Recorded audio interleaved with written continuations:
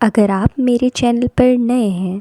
तो चैनल को like, subscribe and share करना मत भूलिएगा। ज़िंदगी के सफ़र में बिछड़ने से पहले, मिलन की आखिरी शाम ढलने से पहले और एक दूसरे की सांसों और धड़कनों की आखिरी आवाज़ सुनने से पहले कि जिसके बाद तुम मेरी दुनिया से दूर चले जाओगे, तुम्हें मुझसे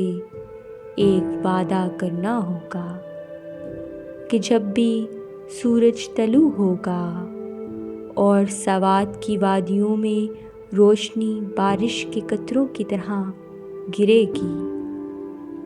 और कराकोरम के जामनी पहाड़ों पर जमी बर्फ़ पिघलेगी और फिर जब उस बर्फ़ में दबी दास्तान नगर के दरमियान में बह जाएगी, तब तुम्हें मुझसे एक वादा निभाना होगा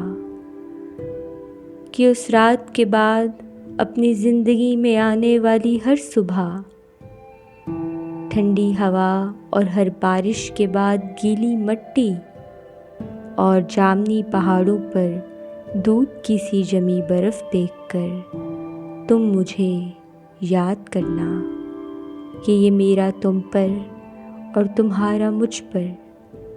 कर्ज़ है।